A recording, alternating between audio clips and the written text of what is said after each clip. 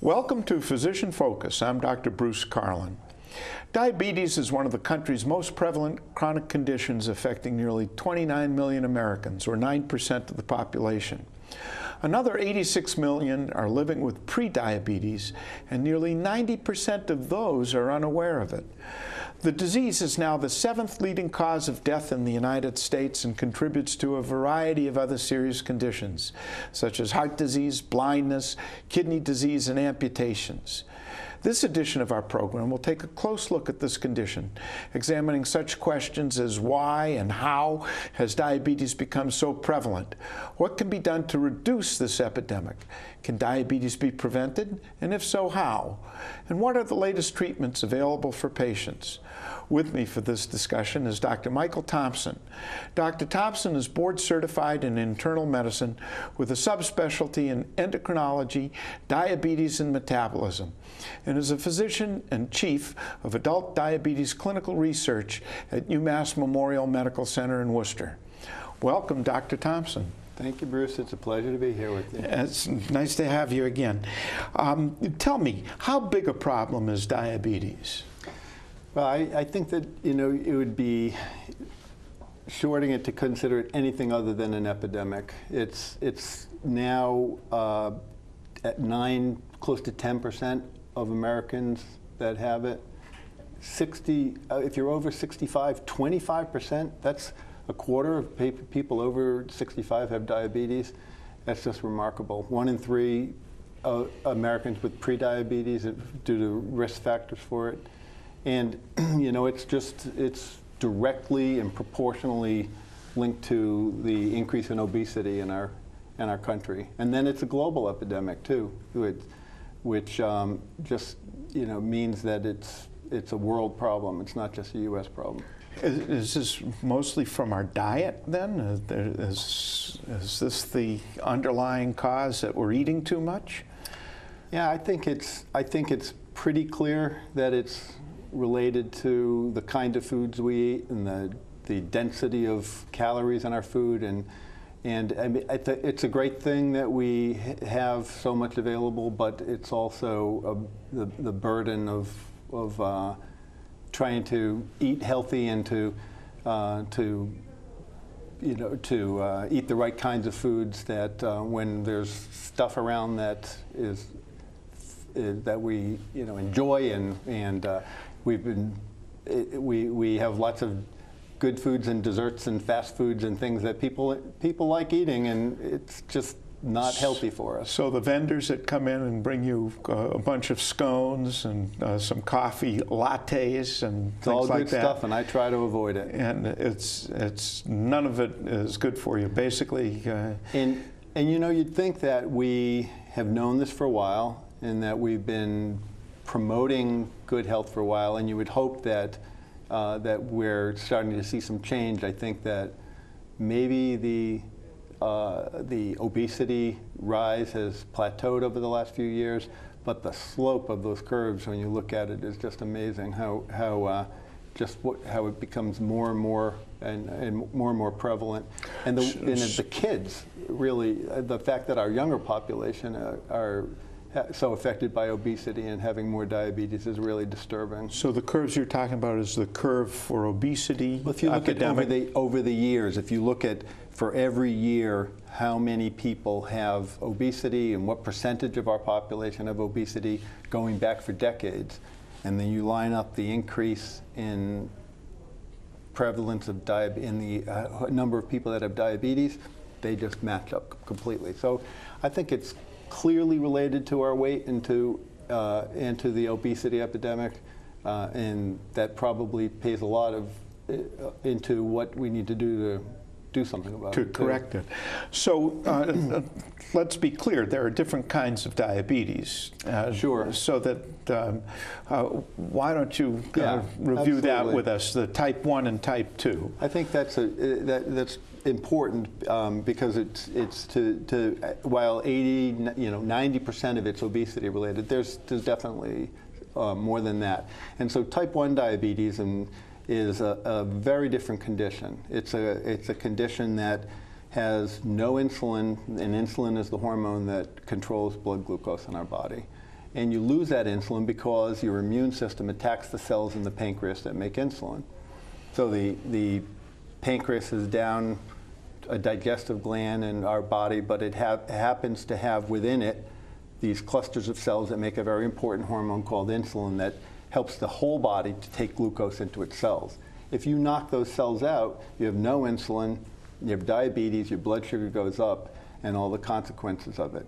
Now that's a condition that that effect is very different than type 2 diabetes, but has a lot of the same side effects, a lot of the same damage to our bodies. Same common pathway of destruction. Of destruction, right. So the complications are the same, and so there's things about it that present the same, and we label it the same, but it's really a very different condition. That's type 1 diabetes.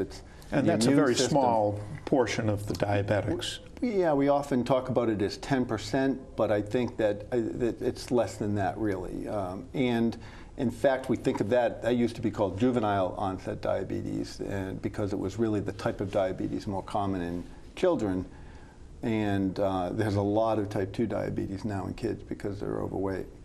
And then there are some family syndromes. So there are people that will not diabetes. fit the mold. There will be people that have a lot of diabetes in the family and they're not as heavy.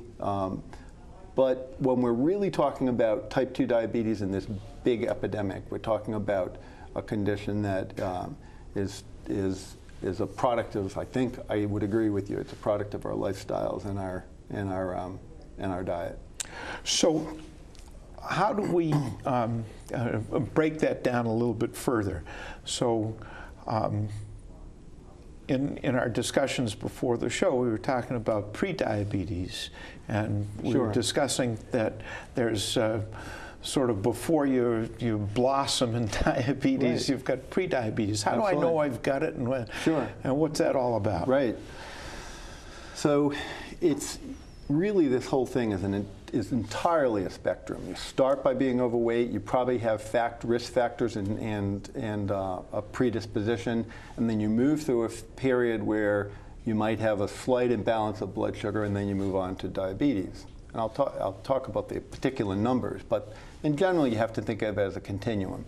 So we create cutoffs because we know that at a certain point people have a high enough blood sugar that they're going to start to run these complications. So we know that by the time a person hits that threshold that we're going to diagnose diabetes, it's not like a switch went off and they just got a condition. It's that their levels are high enough that we start to see these complications in the eye, in the kidney, in the nerves, and the downstream effects of it. The prediabetes is in that zone between what we consider completely normal and diabetes. And we diagnose that with tests that can be done in the lab, but there are a lot of things that people really need to be knowing. There's, I think you said 86 million, right? People with prediabetes, 1 in 10. And really everybody, therefore, should look at the risk factors for prediabetes and judge where they fit in that spectrum and start to do something about it. Well, certainly in my office, you come for your yearly physical, we check a sugar. Right. And anything over 100 now, I'm bringing you back and we'll check you again. And that's a fasting blood sugar, right? So that means plus minus. Well, true. So it should be fasting, but it isn't always. But for the diagnosis, right? So to get that person, I agree with you, by the way. I think if you're doing regular blood sugars and they're elevated, you know you got a problem. But between 100 and 126, fasting is that range that we call prediabetes, over 126 for a blood sugar. That's done in the lab. People would come in and have their blood drawn. It's not really done on the home meters for that. Well, what I've got happening often in the office now is that patients don't feel right, and they check their blood sugar on their friend's meter, and they say, geez, it was 150 or something. And I say, yeah, come on in. Exactly. And that's not a bad way to I don't think it is either. I think that make the diagnosis. I think that that knowing about it is what's important, and not so feeling people feeling free to take access to check their blood sugar on a friend's meter, as long as they're changing the lancet and doing it right, is fine by me too. Do it cleanly. And then now we've also, I don't know if you want to talk about the A1C test at this point, but I think it's a really valuable tool because we've spent a lot of effort to take the A1C and understand Explain what the A1C is. So hemoglobin A1C is a test. It's a blood test done on a blood draw from your arm in the lab. And it is it's a test that tells you how your blood sugar has been running on average for the previous few months. Usually we consider it 3 months. So it's going to take, if your blood sugar goes up after you eat, if it goes down, it's going to average all that out. And it's a test that changes slowly over time, so it becomes a reliable test.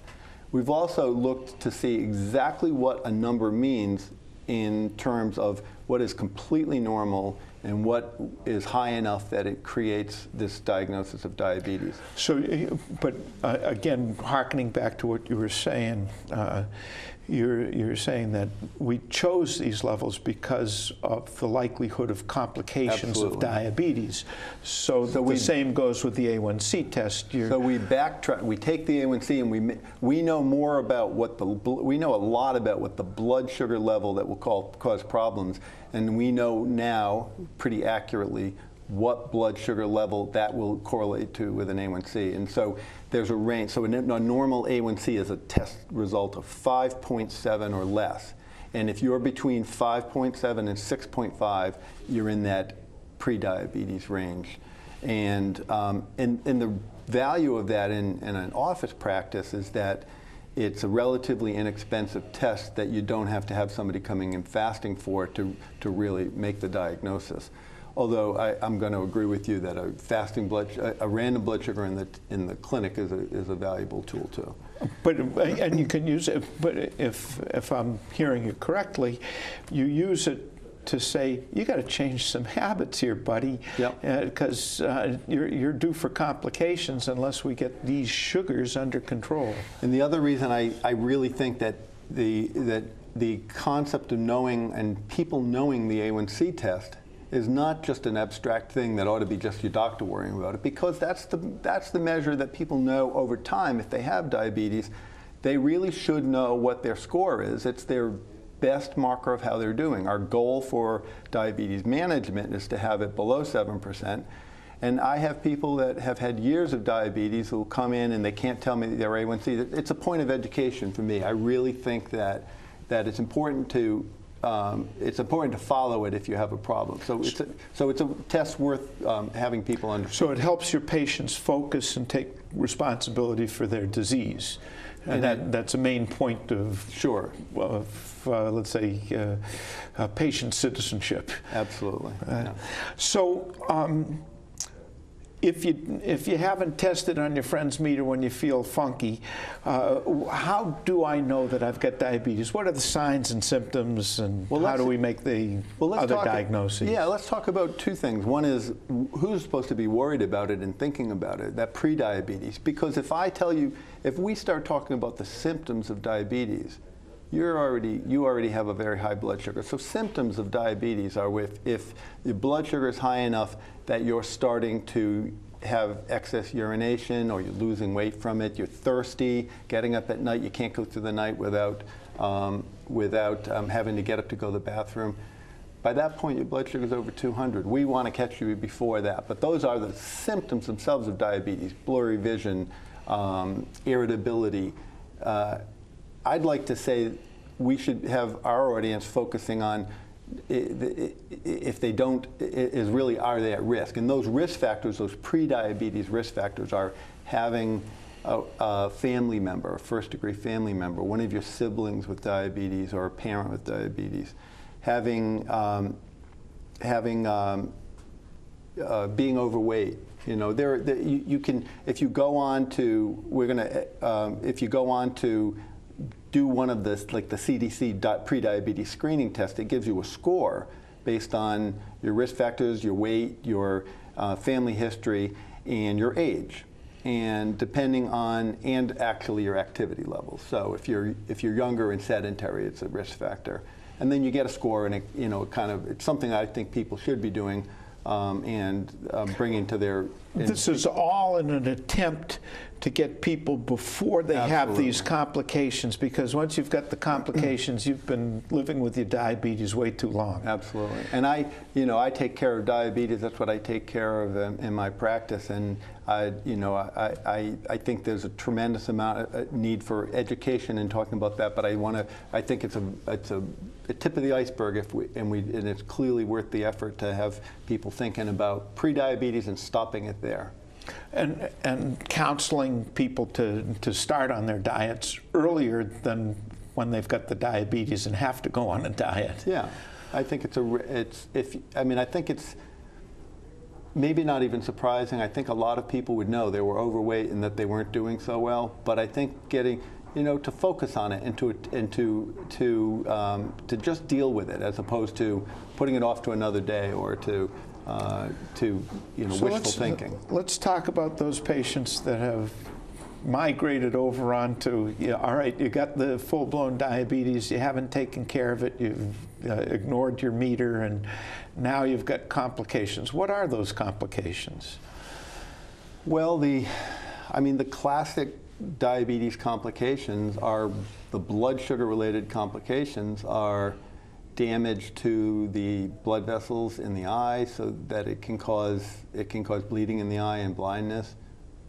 It damages the nerves, and the longest nerves, the nerves down to the feet, are the first affected, so that you can get numbness and tingling and burning discomfort in the feet, and that can lead to problems with sores that don't heal, and so that's why diabetes is a leading cause of amputations.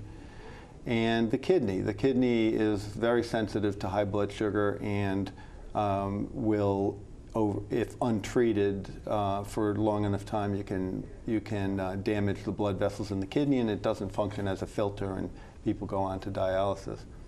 But probably the biggest correlated condition that really kills the most people with diabetes is cardiovascular disease, heart disease. So it's not, and that is tied, that's more related to the weight and the cholesterol and the blood pressure issues that come with being overweight than necessarily it is to the high blood sugar. But that would be the spectrum of diseases that go hand in hand. So we've got this epidemic. We're hopefully getting people to pay attention to their diets and to take some steps to correct it. It seems to me that there's a vast armamentarium these days on how we treat diabetes. Why don't you go over how we typically approach all of this? Sure. And some of these therapies are quite useful early in treatment too. Some of them can be used to prevent progression and go on to diabetes too. So our first line therapy actually is a drug called metformin, which we've been using in the United States for a lot of years. I think it came here in 1985 and had been in Europe for longer than that. And metformin has stood the test of time as being a great drug for treating diabetes. It helps to settle down the metabolism, to keep the blood sugar down without promoting weight gain, which some of the other medications I'll talk about can do. And so metformin is a great drug. It's inexpensive, and it's a first line drug. And then we've had drugs that stimulate insulin release from the pancreas for a long time. And those drugs are called sulfonylureas or sulfa drugs, and they are useful, but they can cause low blood sugar and they can cause weight gain. And so there's always been an interest in looking for other drugs, maybe like metformin, that'll help to promote weight loss. And we are seeing just an explosion of different agents that are coming into the clinic.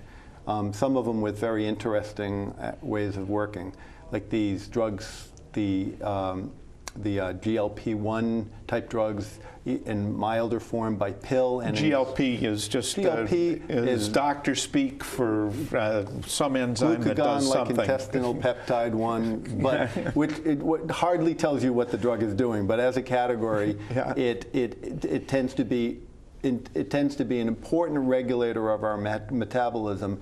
When we eat, the food goes through our system, releases this hormone, and helps to tell us we're fed, helps to release insulin from the pancreas. It coordinates our metabolism, and we've been able to use that both in a actual hormone form that's injected or in pills that raise the level to get a lot of to gain some control with weight loss, which is an important thing, and without causing low blood sugars. So along the lines of metformin, and those are new drugs. And then sort of increasing satiety at the same time? They do, and so there's significant weight loss that you can see with some of these drugs. In fact, one of them is now indicated as a weight loss therapy, even without diabetes. Which is, correct me if I'm wrong, but that's a whole new kind of thing. In previous eras, the weight loss drugs had significant bad side effects, so that this is really on a much better level, much more honed to the specific problem. Yeah, I think that we are starting to use medications that are treating some of the underlying processes and more of the underlying disorder better. And then there's a brand new category of drugs that blocks the ability of the kidney to hold on to sugar. So you end up losing the reason that you have increased urination when your diabetes is out of control is that it flows out into the urine and draws water with it and causes this increased urination. Well, we can actually take and block that so that it happens at a lower level, and actually the sugar after you eat goes right out. Now that sounds like cheating to me. I don't know what you think. It seems like you can. Oh, I can eat extra eat sugar, it and it's gonna go right through you. And when I knew these were coming out, I thought that is the craziest idea. But in practice, they can be quite remarkable. They cause weight loss. They're well tolerated.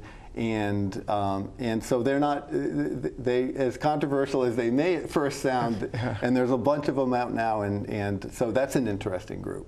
And then many people are going to need insulin, and we have insulin therapy nowadays there are more people with type 2 diabetes on insulin than type 1 just because of the numbers of people with type 2, and insulin is available in very convenient ways to dispense disposable pens that dial up and you can actually read and are easy to use, and the needles are tiny, and so insulin's we've had a lot of advancements in insulin therapy too. And talk to me. They're talking now about inhaled insulin. And there is, we had an inhaled insulin on the market for a few years back. Exubera, you may remember that was very complicated to administer. It had quite a large inhaler device, and you had to put the powder in it.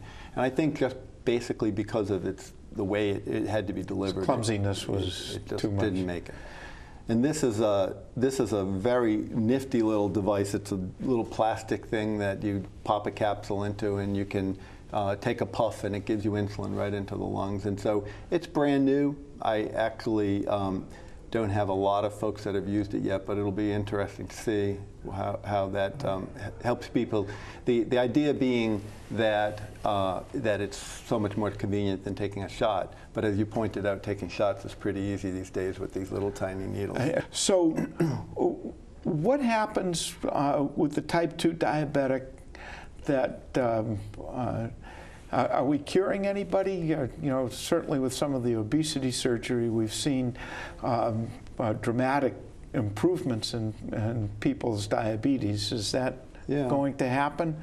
That the obesity surgery has had a lot of publicity as a cure for diabetes, and I think it just shows you that dramatic weight loss is going to reverse this condition, and I think that's an important point. I think actually that's something that people with diabetes should understand, that with enough weight loss it can reverse. Many patients who go through obesity surgery, even if they've had diabetes for a long time, will revert to normal and not have diabetes anymore. And as soon as they regain the weight, back comes the diabetes. It is true, and it seems like a radical approach, but it is life-changing. And I never discourage a person that has really gotten to that point of morbid obesity, that it's disrupting their life and it's going to be hard for them to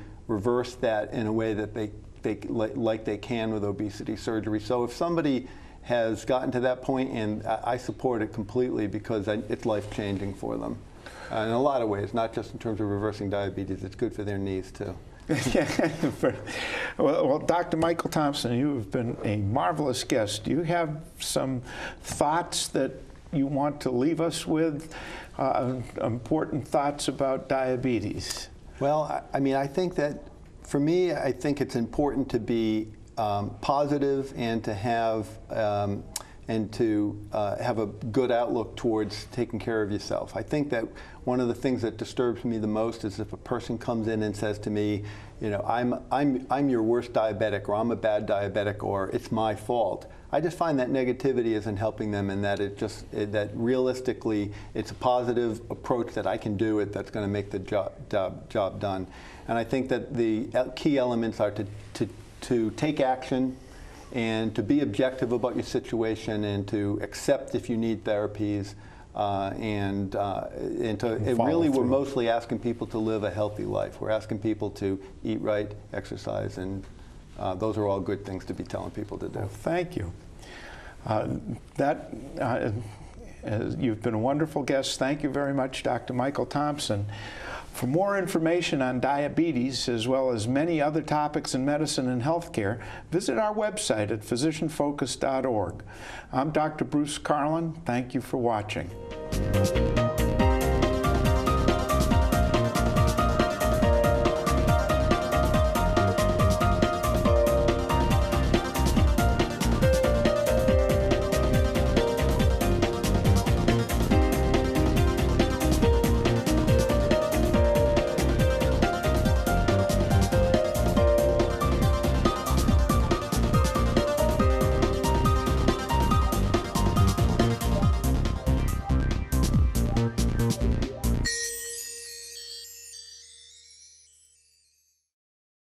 Hello, I'm Dr. Michael Thompson. Diabetes is one of the country's most prevalent chronic conditions, affecting nearly 29 million Americans. The disease is the 7th leading cause of death in the United States and can lead to other serious conditions such as heart disease, blindness, kidney disease, and amputations. Another 86 million people, more than 1 in 3 Americans, are living with prediabetes, and nearly 90% of those are unaware of it. A person with prediabetes has a blood sugar level higher than normal, but not high enough for a diagnosis of diabetes, and without lifestyle changes to improve their health, such as maintaining a healthy weight and getting regular exercise, many patients with prediabetes will develop type 2 diabetes within 5 years. Check with your doctor to get screened and tested, and act today. For more information, visit the American Medical Association at preventdiabetesstat.org.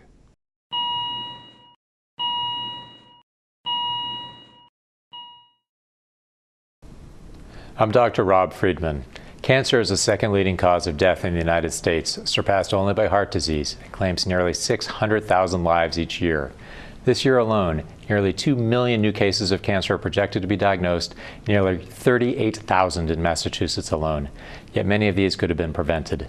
Healthy lifestyle choices, a good diet, physical activity, protection from the sun, and a tobacco-free life can dramatically reduce your risks for cancer.